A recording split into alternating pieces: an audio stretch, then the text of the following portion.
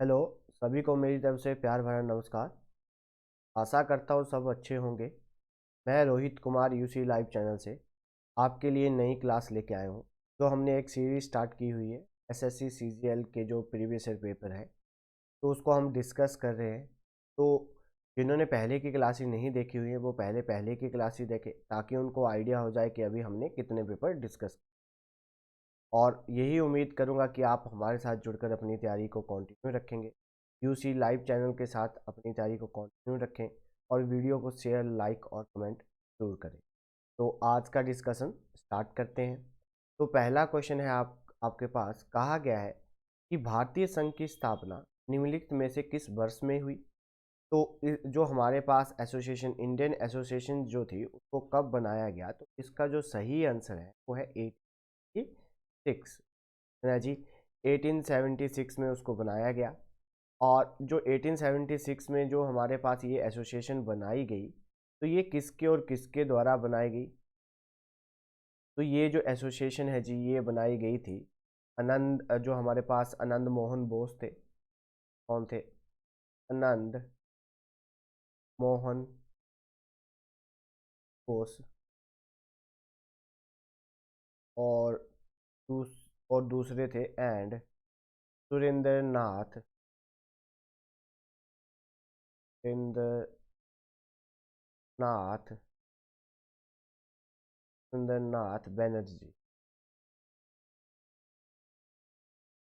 सुरेंद्र नाथ बनर्जी के द्वारा ये ऑर्गेनाइजेशन बनाई गई। और ये जो ऑर्गेनाइजेशन है ये कहाँ पे बनाई गई, तो बंगाल।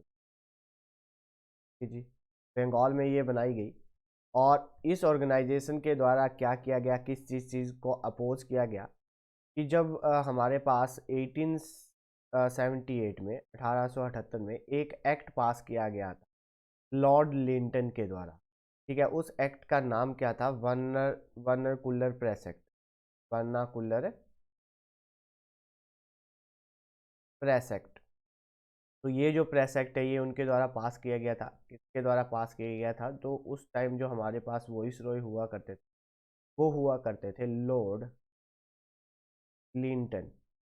लॉर्ड लिंटन के द्वारा ये पास किया गया था। तो ये एक ऐसा एक्ट था जिसमें जो प्रेस की इंडिपेंडेंट जो थी, उसकी जो आज़ादी थी, उसको छीन लिया गया था। अगर किसी भी भारतीय को कुछ भी लिखना होता तो वो पहले उसकी एक कॉपी ब्रिटिश गवर्नमेंट के ऑफिस में भेजी जाती। उसके बाद वो डिसाइड करते कि इसको पब्लिश करना है या नहीं करना है। अगर कोई इस बात की उल्लंघना करता तो उसको जेल हो जाती, या उसका जो प्रेस का जो उसको लाइसेंस मिला हुआ था वो कैंसिल हो। ठीक है। और दूसरी और क्या बात कि इनके द्वारा क्या अपोज किया गया, इस ऑर्गेनाइजेशन के द्वारा और क्या अपोज किया गया, कि 1877 में जो हमारे पास सिविल सर्विसेज जो आईसीएस होता था, उसकी एज को कम कर दिया गया था। उसकी एज को इन्होंने क्या कर दिया गया था, एज लिमिट को इन्होंने लोअर कर दिया गया था। ठीक है। तो जो एज लिमिट हुआ करती थी उसको कम कर दिया। तो उसके लिए भी इन्होंने क्या किया, अपोज किया। जो लॉर्ड लिंटन थे, इनको इन्होंने दिल्ली दरबार लगाया था 1877 में। पहला दिल्ली दरबार था, फर्स्ट दिल्ली दरबार लगाया गया था इनके द्वारा। और इसी दिल्ली दरबार पे जो रानी विक्टोरिया थी उनके द्वारा इनको उपाधि दी गई थी केसरीय हिंद की। इसको लॉर्ड लिंटन। तो जो लॉर्ड लिंटन थे उनको किस चीज कौन सी उपाधि मिली थी? लॉर्ड लिंटन को केसरी, जो हमारे पास केसरी और हिंद की टाइटल दिया गया था। केसरी और हिंद का टाइटल दिया गया था किसको? जो हमारे पास लॉर्ड लिंटन थे उनको। ठीक है, नेक्स्ट क्वेश्चन देखते हैं। नेक्स्ट क्वेश्चन में क्या कहा गया है? कहा गया है कि हमारे पास अक्टूबर में राज्य में दुनिया की सबसे लंबी सुरंग, राज्य मार्ग सुरंग का उद्घाटन किया गया। तो वो कहाँ पे किया गया? तो इसका सही आंसर है हिमाचल प्रदेश। और इस जो ये जो टनल है, ये जो सुरंग है, इसका नाम है अटल टनल। अटल जो हमारे पास टनल है, और इसका उद्घाटन 3 अक्टूबर 2020 को किया गया।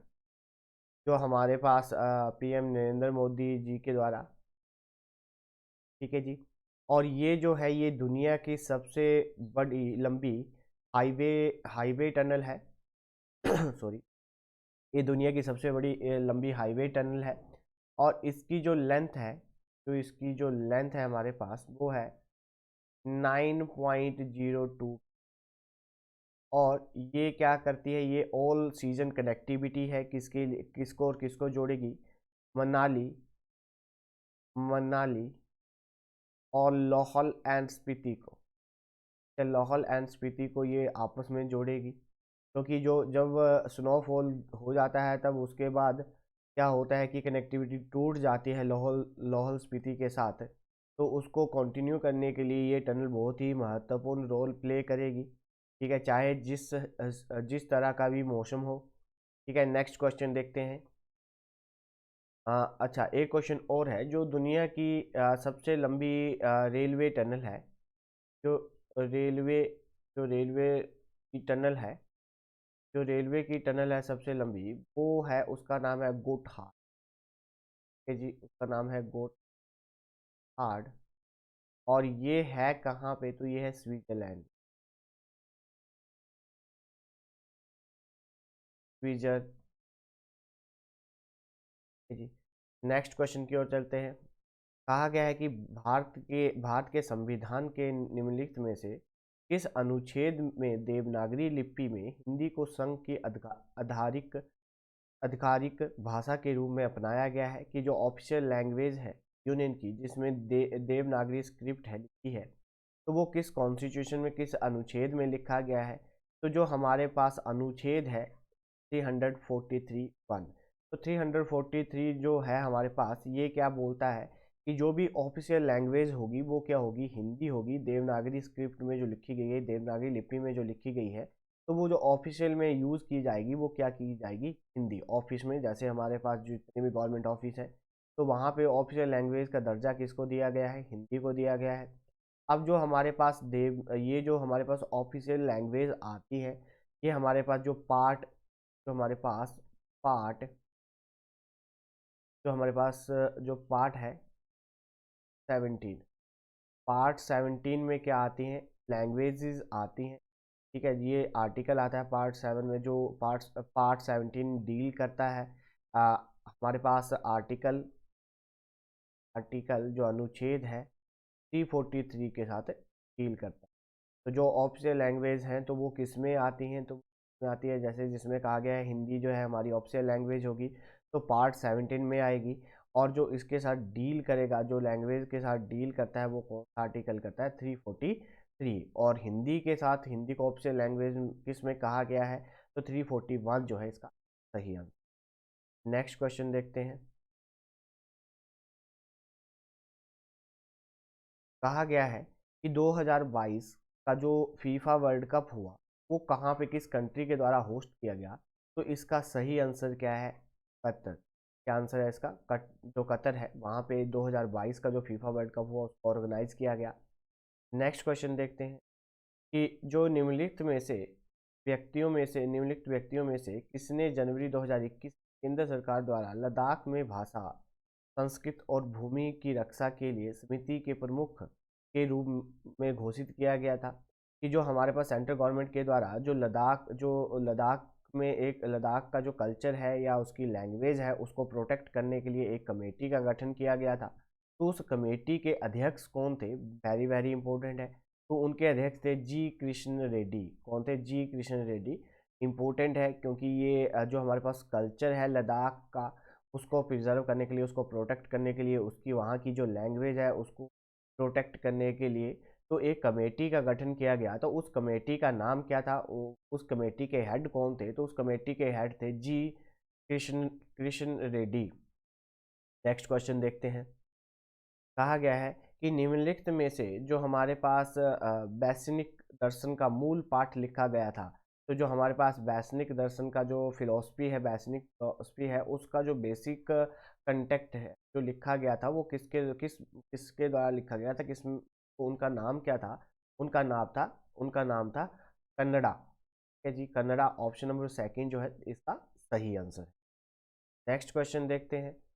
कहा गया है कि किसका प्रशासन एक मॉडल बन गया जिसका अनुसरण अकबर ने किया जब उसने मुगल राज्यों को मजबूत। तो जो मुगल के राजा थे अकबर, तो उन्होंने किसके मॉडल को फॉलो करके अपने एडमिनिस्ट्रेशन अपने प्रशासन को चलाया, तो उन्होंने किससे सीखा, तो उन्होंने सीखा जी शेरशाह सूरी जो थे उनसे। ऑप्शन नंबर 4 जो है इसका सही आंसर। नेक्स्ट क्वेश्चन देखते हैं। कौन से दो महान फुटबॉल खिलाड़ी जो 1962 में एशियन खेलों की स्वर्ण पदक खेलों में स्वर्ण पदक विजेता टीम के सदस्य थे 2020 में उनका निधन हो गया। कि जो हमारे पास एशियन गेम जो हमारे पास फुटबॉलर थे जिन्होंने 1962 में एशियन गेम्स में क्या जीता था, गोल्ड मेडल जीता था, तो उनका हाल ही में निधन हो गया। तो उनका नाम क्या था? उनका नाम था चन्नी गोस्वामी और पी के बनर्जी। दो बंदे थे, ठीक है जी। वेरी इंपॉर्टेंट है कि हाल ही में उनका निधन हो गया जिन्होंने 1962 में एशियन गेम्स में स्वर्ण पदक जीता था। जो स्वर्ण पदक जीतने वाली जो टीम थी उसके वो सदस्य थे, ठीक है जी। नेक्स्ट क्वेश्चन देखते हैं कि जो हमारे पास धनपत राय श्रीवास्तव को किस नाम से जाना जाता है? जो धनपत राय श्रीवास्तव थे उनको और किस नाम से जाना जाता है? तो उन्हें कहा जाता है प्रेमचंद। ऑप्शन नंबर फर्स्ट जो है इसका सही आंसर। नेक्स्ट क्वेश्चन देखते हैं। नेक्स्ट क्वेश्चन में हमारे पास क्या कहा गया है? कहा गया जनवरी 2021 में निम्नलिखित में से किसने एशियन क्रिकेट परिषद के सदस्य के रूप में नियुक्त किया गया? तो किसे पहले तो देखिए जो हमारे पास इसका एशियन क्रिकेट परिषद के जो अध्यक्ष हैं उन्हें किसे बनाया गया? तो इसका सही आंसर है जे शाह, ठीक है जी। जे शाह जो है अभी अभी जो जे शाह है वो जो है बीसीसीआई के अध्यक्ष भी है, ठीक है जी। नए तो जे शाह को एशियन एशियन क्रिकेट काउंसिल के प्रेसिडेंट भी बनाया गया है। नेक्स्ट क्वेश्चन देखते हैं। जो हमारे पास एक बुक है जिसका नाम है the quest of the equality equity of in development, तो ये बुक किसके द्वारा लिखी गई थी? तो ये बुक लिखी गई थी जो डॉक्टर मनमोहन सिंह जी थे उनके द्वारा इस बुक को लिखा गया है। ऑप्शन नंबर 4 जो है इसका सही आंसर है। नेक्स्ट क्वेश्चन देखते हैं कि हमारे पास भितरकनिका राष्ट्रीय उद्यान निम्नलिखित में से किस राज्य में है? तो ये जो हमारे पास ये भितरकनिका जो राष्ट्रीय उद्यान है, जो नेशनल पार्क है, तो ये कहाँ पे किस स्टेट में है? तो ये है उड़ीसा। उड़ीसा की कैपिटल क्या है जी? उड़ीसा की कैपिटल क्या है? भुवनेश्वर। क्या है इसकी कैपिटल? भुवनेश्वर, ठीक है जी। भुवनेश्वर जो है इसकी क्या है? कैपिटल है। नेक्स्ट क्वेश्चन देखते हैं। कहा गया है निम्नलिखित में से किस किस तत्व के लवण सबसे अधिक घुलनशील होते हैं? सबसे ज़्यादा जो कौन सा ऐसा सोल्ट है जो जल्दी घुल जाता है? तो वो कौन सा घुल जाता है जी? सोडियम, ठीक है जी। सोडियम के जो हमारे पास जो सोडियम के जो एलिमेंट होते हैं जो मोस्ट सॉल्युबल होते हैं किसी भी चीज़ में, जैसे पानी में नमक को डाला जाता है, मतलब सोडियम को डाला जाता है तो वो आग पकड़ लेते हैं, ठीक है। इसीलिए जो सोडियम है, सोडियम को कहाँ रखा जाता है? तो सोडियम को जो रखा जाता है जी कैरोसिन। सोडियम और जो हमारे पास पोटासियम है, इन दोनों को किसके बीच में रखा जाता है? कैरोसिन ऑयल के बीच में रखा। जो मिट्टी का तेल होता है, ठीक है जी, कैरोसिन, जो कैरोसिन ऑयल होता है, ठीक है, कैरोसिन ऑयल मिट्टी का जो तेल होता है उसके बीच में इसको रखा जाता है। दोनों को, पोटासियम और सोडियम को, अगर इनको बाहर रखा जाए तो ये हवा के साथ रिएक्ट करके आग पकड़ लेते। और लिथियम को कहाँ? लिथियम जो होता है एक ही एलिमेंट है जो लिथियम को ना तो पानी के बीच में रखा जाता है ना ही कैरोसिन ऑयल के बीच में रखा जाता है। इसको रखा जाता है पैराफिन वैक्स में। जो पैराफिन जो वैक्स होती है उसके बीच में रखा जाता है, क्योंकि जो लिथियम होता है इसकी डेंसिटी बहुत कम होती है, तो ये कैरोसिन ऑयल के बीच में फ्लोट करने लग पड़ता है। इसी कारण इसको कहाँ रखा जाता है? पैराफिन वैक्स में रखा जाता है। इंपॉर्टेंट है, पेपर में मैक्सिमम टाइम ये क्वेश्चन आ चुका है। नेक्स्ट क्वेश्चन देखते हैं। कहा गया है निम्नलिखित में से कौन कौन ग्रीन हाउस गैस नहीं? तो इसमें से जो ग्रीन हाउस गैसेस में से कौन सी गैस ग्रीन हाउस गैसेस नहीं है? तो इसका सही ऑप्शन है हीलियम। हीलियम जो होती है वो ग्रीन हाउस गैसेस नहीं होती है, ठीक है। बाकी जो है हमारे पास ये सब होती है। नाइट्रस ऑक्साइड होती है, जो वाटर वेपर्स होते हैं, जल वाष्प जो होता है औसतेतर ओजोन जो होती है, जो हमारे पास सरफेस लेवल ओजोन होती है, वो क्या होती है, किस ग्रीन हाउस गैसेज जो होती है उसमें प्रेजेंट होती है। ऑप्शन नंबर जो इसका 4 है that is the right answer. Next question देखते हैं। कहा गया है व्यक्ति का वैदिक दृष्टिकोण और समाज से उसका संबंध जीवन के 4 उद्देश्य आधारित होते हैं, निम्नलिखित में से कौन सा उद्देश्य उसमें से नहीं होता। तो देखिए, जो वैदिक दृष्टिकोण से जो मानव है, जो उसके समाज में 4 जो दृष्टिकोण और समाज के दृष्टिकोण से उसके जीवन के 4 उद्देश्य होते हैं, उसमें से कौन सा उसका उद्देश्य नहीं होता। तो उसका उद्देश्य कौन सा नहीं होता, सिद्धि। ठीक है जी, ऑप्शन नंबर जो 3 है that is the right answer. Next है हमारे पास, आप समय की अवधि में अर्जित या अनअर्जित जो हमारे पास मुद्रिक या अन्य रिटर्न की राशि को क्या कहते हैं। तो उसको क्या कहते हैं, आय। ठीक है, जो आपकी इनकम होती है उसे क्या कहा जाता है, उसे वो क्या होती है कि हमें समय के अनुसार जो अमाउंट मिलता है, ठीक है, या हम उसको रिटर्न करते हैं time, period to period time हम चेंज करते रहते हैं, तो उसको क्या बोला जाता है, आय बोला जाता है। उम्मीद करता हूँ कि आप वीडियो को लाइक शेयर और कमेंट जरूर करेंगे, हमारे यूसी लाइव चैनल के साथ जुड़कर अपनी तैयारी को कंटिन्यू रखेंगे। नेक्स्ट क्वेश्चन देखते हैं।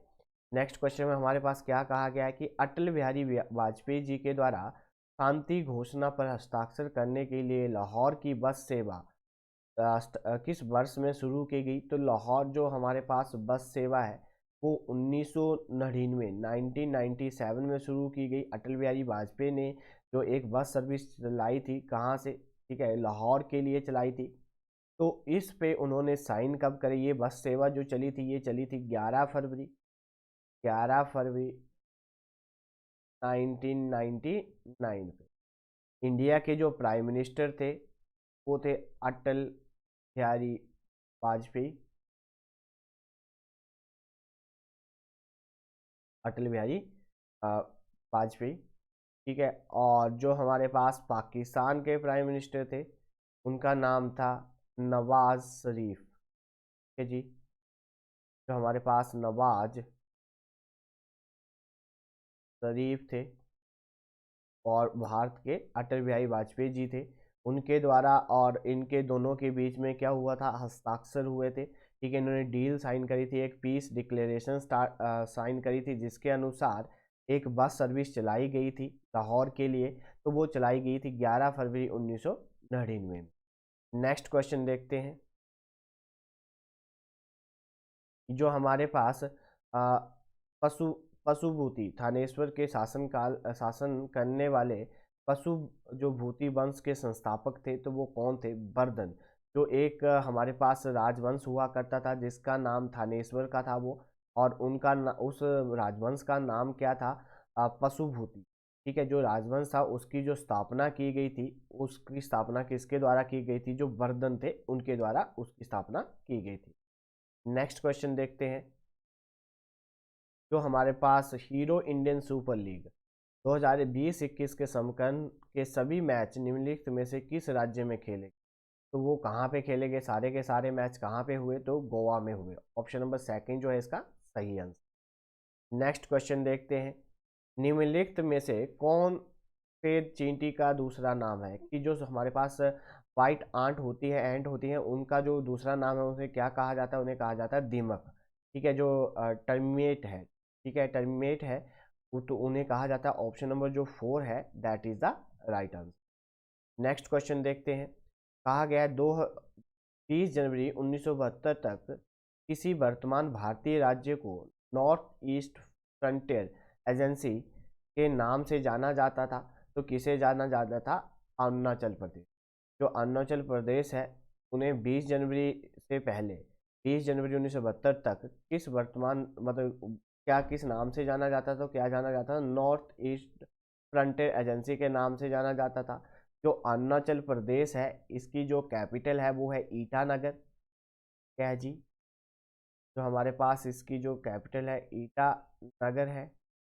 यहाँ पे जो लैंग्वेज बोली जाती है उसका नाम है इद्दू, इद्दू मिस मिसमी इसमी। और यहाँ का जो स्टेट वर्ड है जिसका नाम है ग्रेट हॉर्नबिल। क्या स्टेट वर्ड का नाम क्या है? Great horn. यहाँ पे लिख देता हूँ, क्या नाम है? Great horn. जो हॉर्नबिल फेस्टिवल होता है वो भी कहाँ होता है? अरुणाचल प्रदेश में होता है। इम्पोर्टेंट है। ठीक है जी। नेक्स्ट क्वेश्चन देखते हैं कि जो पृथ्वी, जो हमारे पास पृथ्वी है उसका जो क्रस्ट है उसमें 98%, 8 तत्वों से बना है। निम्नलिखित में से कौन सा इन तत्वों में नहीं आता? कि जो अर्थ का क्रस्ट है उसमें से 98% जो है वो 8 एलिमेंट से मिलकर बना हुआ है। तो उसमें से वो कौन सा एलिमेंट है जो क्रस्ट में नहीं पाया जाता? इसमें 8, तो वो है कार्बन। ठीक है जी। कार्बन क्या है? हमारे पास गैस है। तो गैस जो है हमारे पास वो क्रस्ट में कैसे हो सकती है? ठीक है, तो हमारे पास जो गैस है, कार्बन जो है, कार्बन जो है वो उसमें नहीं होती, मतलब कार्बन। ठीक है, कार्बन जो एलिमेंट है वो इसमें नहीं है प्रेजेंट। नेक्स्ट क्वेश्चन देखते हैं। जो हमारे पास 1976 में जो हमारे पास 40, जो हमारे पास संशोधन अधिनियम भारत के संविधान संविधान के किसी अनुच्छेद पर लागू किया गया था, तो वो किस में लागू किया गया था? जो हमारे पास आर्टिकल ऑफ द कॉन्स्टिट्यूशन, जो हमारे पास 40th अमेंडमेंट एक्ट आया था 1978 में, तो वो किस आर्टिकल पे इशू किया गया था? तो वो किया गया था जो हमारे पास 297 जो हमारे पास कॉन्स्टिट्यूशन का आर्टिकल है उस पर लागू किया गया था। तो ये क्या देता है?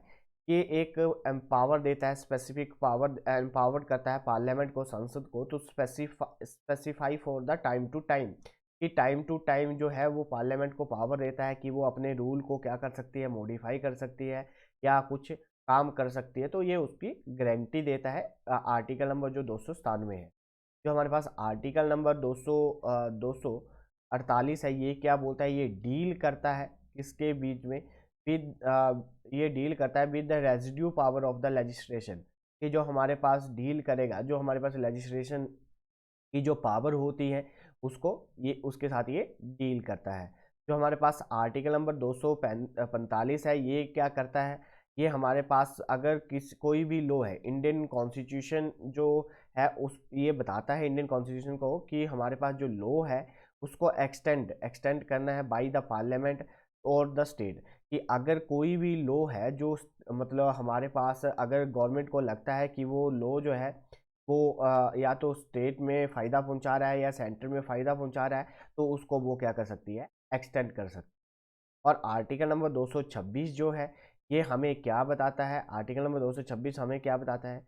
कि अगर कोई हमारे फंडामेंटल राइट्स, जो हमारे पास फंडामेंटल राइट्स होते हैं उसका हनन करता है, तो हम जो हाई कोर्ट में जा सकते हैं अपने फंडामेंटल राइट्स के लिए अपील कर सकते हैं।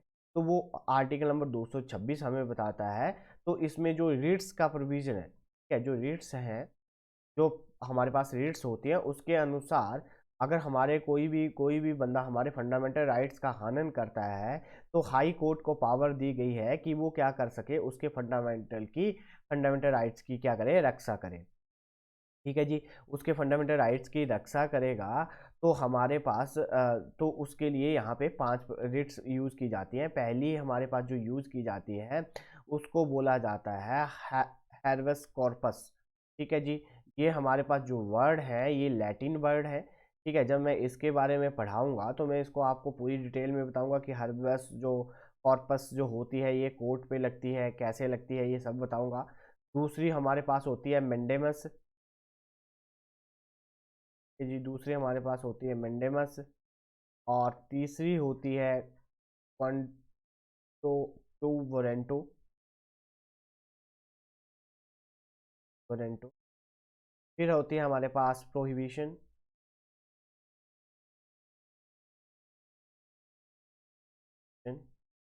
और लास्ट होती है हमारे पास सिटोरी।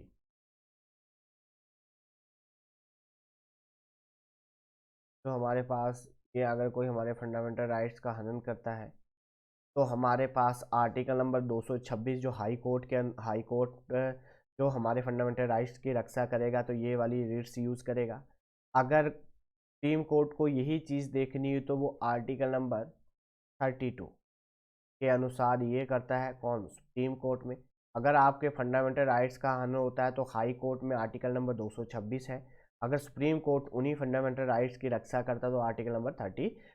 और जो आर्टिकल नंबर 32 है उसे भीमराव अंबेडकर जी के द्वारा क्या कहा गया था? उसे कहा गया the soul and the heart of the constitution. क्या कहा गया था? Soul and heart of the constitution, of the constitution. कि हमारे हमारे जो संविधान है उसका जो दिल और आत्मा है वो कौन है? Article number 32। और ये किसके द्वारा कहा गया था? B.R. अम्बेडकर। ठीक है, किसके द्वारा कहा गया था? B.R. अम्बेडकर, भीमराव अम्बेडकर के द्वारा इसे ये कहा गया था। नेक्स्ट क्वेश्चन देखते हैं। नेक्स्ट क्वेश्चन में कहा गया है कि ध्वनि तरंगों के उत्पादन पर प्रसार के अध्ययन को क्या कहते हैं? जो हमारे पास जो प्रोडक्शन होती है साउंड वेव की और जो उसकी प्रोपेगेशन होती है तो उसे क्या कहा जाता है? उसे कहा जाता है ध्वनिक। क्या कहा जाता है उसे? ध्वनिक। कास्टिक, कास्टिक्स इंग्लिश में बोलते हैं और हिंदी में क्या बोलते हैं उसको? ध्वनिक। नेक्स्ट क्वेश्चन देखते हैं। कहा गया है कि हमारे पास जो निम्नलिखित में से विज्ञान तथा कथा लोकप्रिय विज्ञान लेखक में से किसने 2001 में एक बुक लिखी थी? अ स्पेस ओडिस लेक ओडिस एंड उसका जो लिखा था एंड द भौतिक जो भौतिक हमारे पास अनुसंधान प्रयोगशाला अहमदाबाद में प्रोफेसर का पद संभाला था। तो वो 2001 में एक बुक लिखी गई थी जिसका नाम था हमारे पास स्पेस ओडिस।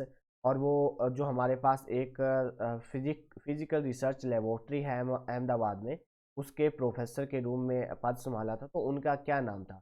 उनका नाम था आर्थर सी क्लार्क, जो ऑप्शन नंबर सेकंड है।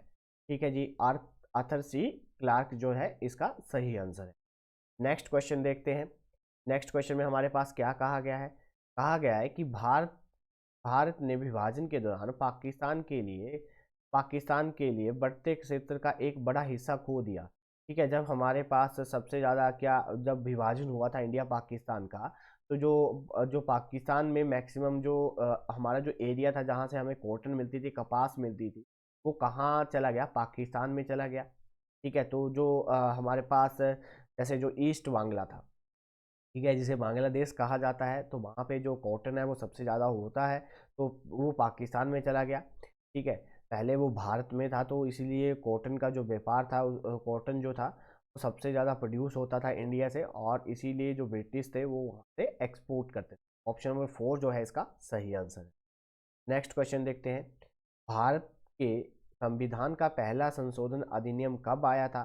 तो जो फर्स्ट अमेंडमेंट की गई थी भारत के कॉन्स्टिट्यूशन में, वो कब की गई थी? 1951 में की गई थी।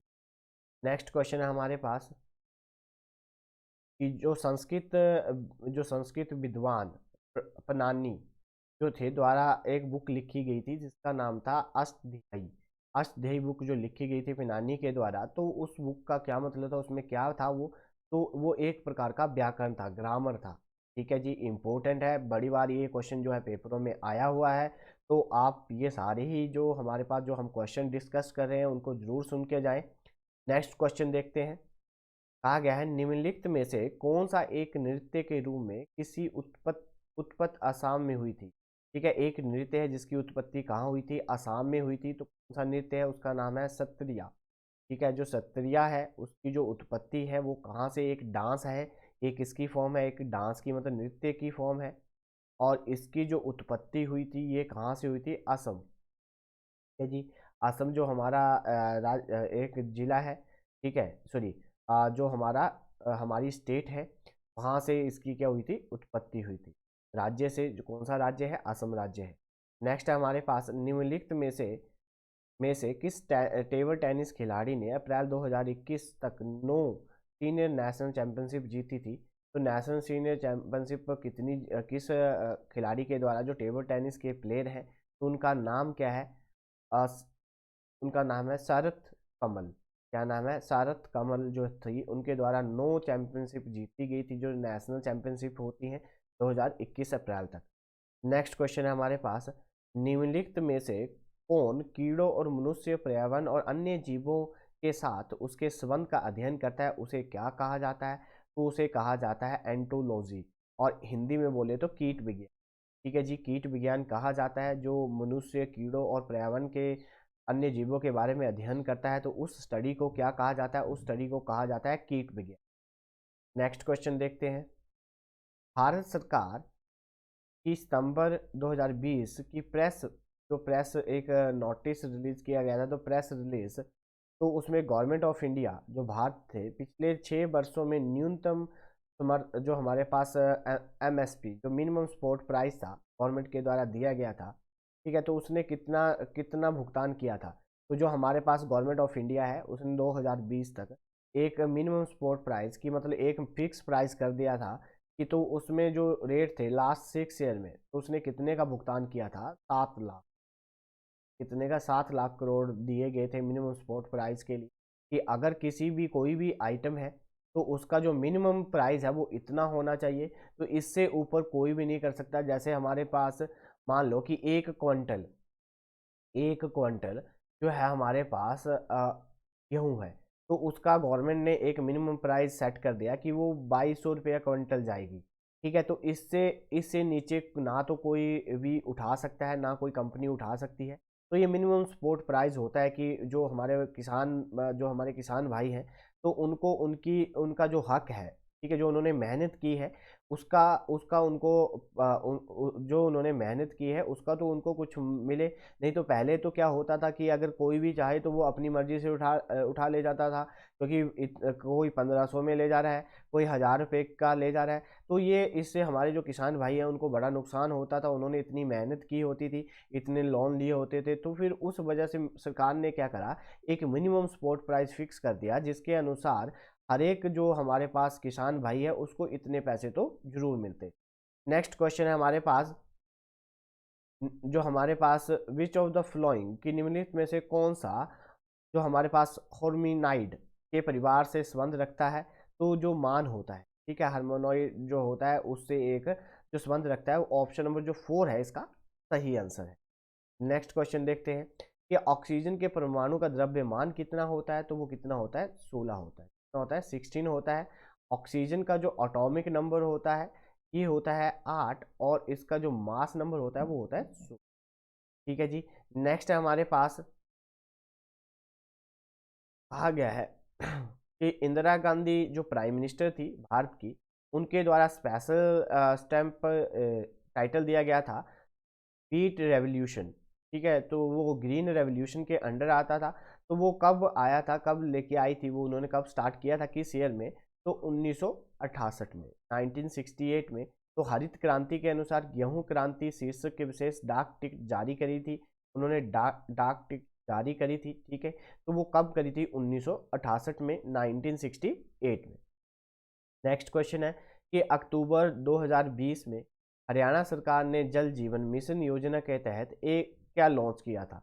जो उन्होंने किया था मोबाइल जल परीक्षण प्रयोगशाला, कि भाई अगर आपको अपने पानी को चेक करना है कि उसकी प्योरिटी कितनी है, तो आप उसको क्या करवा सकते हो, मोबाइल वाटर टेस्टिंग लेबोरेटरी एक सेट करी थी जिसके थ्रू आपको पता चल जाएगा कि आपके जो पानी है, जो आपके घरों में पानी आता है, वो पीने के लायक है या नहीं है।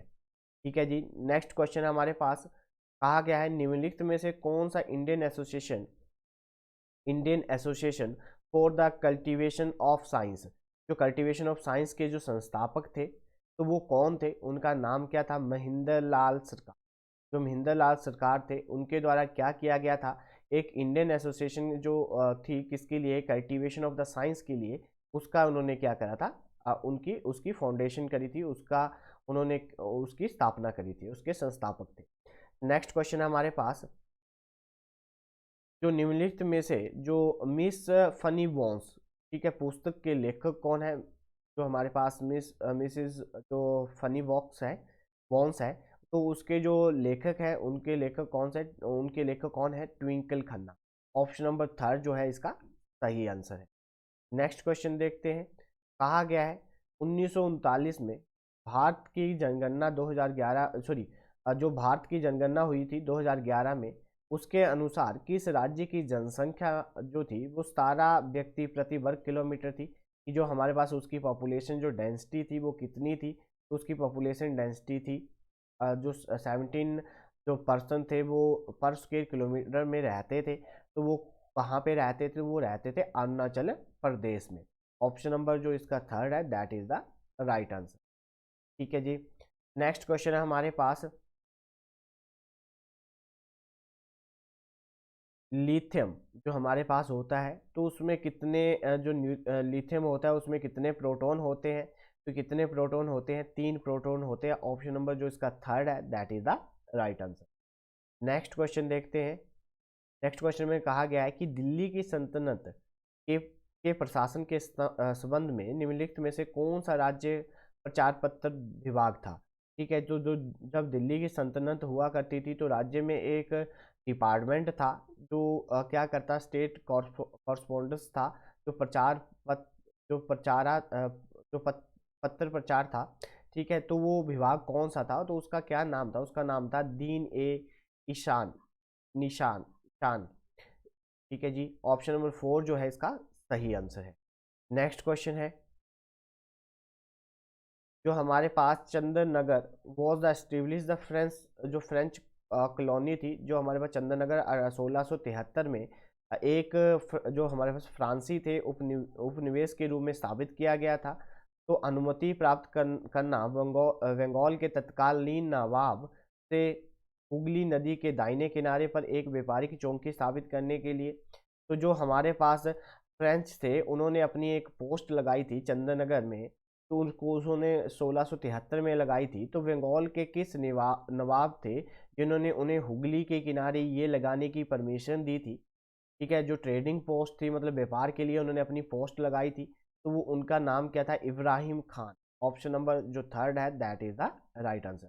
उनके द्वारा परमिशन दी गई थी उनको क्या लगाने के लिए, ट्रेडिंग, जो हमारे पास पोस्ट थी उसकी मतलब ट्रेडिंग के लिए उन्होंने अपनी पोस्ट लगाई थी। नेक्स्ट क्वेश्चन हमारे पास, भारत के संविधान का कौन सा अनुच्छेद 14 वर्ष के कम के आयु के बच्चों को कारखानों में काम करने आदि नियोजित करने से रोकता है। कि अगर कोई भी 14 साल का बच्चा है, अगर वो किसी भी कारखाने या किसी भी दुकान में काम करता है, तो उसको प्रोटेक्ट करने के लिए एक आर्टिकल है, वो आर्टिकल नंबर कौन सा है, 24। अगर कोई भी 14 साल का बच्चा किसी भी कारखाने या किसी भी दुकान में काम करता है तो वो एक कानूनी अपराध है। तो उसको रोकने के लिए उसके राइट्स को बचाने के लिए वो कौन सा आर्टिकल डील करता है, तो आर्टिकल नंबर 24। नेक्स्ट क्वेश्चन है हमारे पास, चंडीगढ़ में हमारे पास ओपन हैंड मोनूमेंट है, वो डिज़ाइन बाई, कि चंडीगढ़ में ओपन हैंड जो स्मारक है वो किसके द्वारा डिज़ाइन किया गया था। तो उसका जो सही आंसर है वो ले जो कॉर्वर्स है, जो हमारे पास ले कॉर्वर्सर है उनके द्वारा। ऑप्शन नंबर थर्ड जो है इसका सही आंसर है। नेक्स्ट क्वेश्चन देखते हैं कि जो हमारे पास निम्नलिखित में से कौन कौन निम्नलिखित में से कौन 10,000 रन बनाने वाली भारत की पहली महिला थी बनी, जिन्होंने मार्च 2021 में सभी जो क्रिकेट जो international cricket across the format, जितने भी फॉर्मेट होते हैं, परिरूप होते हैं अंतर्राष्ट्रीय रूप में, उन्होंने उसको मिलाकर उनके कितने रन है, 10,000 रन है। तो उनका क्या नाम है, उनका नाम है मिताली राज। ऑप्शन नंबर जो फर्स्ट है, तो ये मिताली राज जी ने क्या करा है कि 10,000 रन, तीनों फॉर्मेट को मिलाकर इनके कितने रन है, 10,000 रन है। ये पहली अंतर्राष्ट्रीय क्रिकेटर बनी है। तो ऑप्शन नंबर ए जो है इसका सही आंसर है। नेक्स्ट क्वेश्चन है हमारे पास, निम्नलिखित में से कौन सा जो है हमारे पास जो सार्वजनिक सामान की श्रेणी में नहीं आता है। तो जो हमारे पास जो पब्लिक गुड्स है, ठीक है जी, पब्लिक जो गुड्स है वो किस में नहीं, पब्लिक गुड्स में नहीं आता है। तो वो है हमारे पास खाद्य पदार्थ, जो फूड आइटम्स है वो इसमें नहीं आती है। नेक्स्ट क्वेश्चन है हमारे पास, नेक्स्ट क्वेश्चन है कि जो हमारे पास है अकॉर्डिंग टू पुराण, जो विष्णु भगवान ने पृथ्वी को बचाने के लिए जो रूप धारण किया था, जो पानी में डूब गई थी, जब पृथ्वी पानी में डूब गई थी तो उन्होंने एक जो रूप धारण किया था, तो वो कौन सा रूप था पृथ्वी को बचाने के लिए। तो ऑप्शन नंबर थर्ड जो है इसका सही आंसर है। ठीक है जी, ऑप्शन नंबर थर्ड जो है इसका सही आंसर है। नेक्स्ट क्वेश्चन देखते हैं। नेक्स्ट क्वेश्चन है कि जो हमारे पास हैलोजन होते हैं उसके ऑटोमो सेल में कितने इलेक्ट्रॉन होते हैं। तो हेलोजन जो होते हैं वो 17 ग्रुप में, जो 17 ग्रुप है पीरियोडिक टेबल का, उसमें ये लाइज करते हैं। तो इसके लास्ट में कितने इलेक्ट्रॉन है, देखो ये 10 जो होते हैं वो नोबल गैस होती है नियोन, तो नियोन से ये 7 आगे है, तो मतलब इसके ऑटोमोस्ट सेल में कितने इलेक्ट्रॉन हुए, 7। ठीक है जी, ऑप्शन नंबर जो 4 है that is the right answer. Next question देखते हैं, निम्नलिखित में से किस राज्य के पूर्व राज्यपाल माता प्रसाद को जनवरी 2021 में निधन हो गया, कि जो माता प्रसाद थे उनकी मृत्यु होगी 2021 में, तो वो किस स्टेट के गवर्नर रह चुके हैं, तो वो किसके पूर्व गवर्नर थे, तो वो किसके थे, अरुणाचल प्रदेश। ऑप्शन नंबर 3 जो है इसका सही आंसर। नेक्स्ट क्वेश्चन देखते हैं, निम्नलिखित में से 1947 में हैदराबाद के निज़ाम कौन थे, तो हैदराबाद के निज़ाम जो थे वो थे उस्मान अली। ठीक है जी, ऑप्शन नंबर फर्स्ट जो है इसका सही आंसर है। ठीक है, ये जो सीरीज़ है ये बहुत ही इंपॉर्टेंट है, और इसमें मैं आपको थोड़ी सी एक्स्ट्रा और बताना चाहूँगा कि जो हमारे पास लैंग्वेज जो मैंने आपको बताई थी, ठीक है, तो वो हमारे पास जो लैंग्वेज है उसमें जो सिंधी लैंग्वेज है, ठीक है जी, जो सिंधी जो हमारे पास लैंग्वेज आती है, जो हमारे पास सिंधी लैंग्वेज है, कौन सी लैंग्वेज है जी, सिंधी जो भाषा है, ठीक है, उसको लैंग्वेज में ऐड किया गया था। कब ऐड किया गया था, 21 जो अमेंडमेंट हुआ था 1967 में, तब इसको ऐड किया गया था। ठीक है, जो हमारे पास कौनिक है, ठीक है, जो हमारे पास कौनिक, कोंकणी, कौमा, मणिपुरी, मणिपुरी, कौमा, नेपाली, ये इंपॉर्टेंट है इसलिए बता रहा हूँ, नेपाली। ठीक है, इनको जो हमारे कॉन्स्टिट्यूशन में ऐड मतलब लैंग्वेज में ऐड किया गया था, 71 अमेंडमेंट किया गया था 1992 में, तब इसको ऐड किया गया था। और ये जो सिंधी है ये हमारे 15वीं भाषा थी। अब हमारे जो शेड्यूल है 8th शेड्यूल में लैंग्वेज आती हैं, तो ये 22 लैंग्वेज है। और उसके बाद जो हमारे पास लास्ट में ऐड किया गया है वो है बोडो, बोडो, मैथाली, थाली, कौमा, डोगरी, कौन सी, डोगरी, और संथाली, इनको ऐड किया गया है 92, जो हमारे पास अमेंडमेंट हुई थी, 92 अमेंडमेंट हुई थी 2003 में, उसमें इनको ऐड किया गया है। तो ये एक्स्ट्रा नॉलेज है क्योंकि ये पेपर में आती हैं कि कौन सी लैंग्वेज कब ऐड की गई थी। और हमारे जो शेड्यूल है 8th शेड्यूल है उसमें लैंग्वेज आती है, तो ये जो लैंग्वेज है ये 8th शेड्यूल में आती है, और टोटल जो लैंग्वेज है वो कितनी है, 22 लैंग्वेज हमारे कॉन्स्टिट्यूशन में लिखी गई। तो आज की क्लास हम यहीं पे ऑफ करते हैं। उम्मीद करूंगा कि आप वीडियो को लाइक, शेयर और कमेंट जरूर करेंगे, और हमारे यूसी लाइव को सब्सक्राइब करेंगे और अपनी तैयारी को कंटिन्यू करेंगे। धन्यवाद।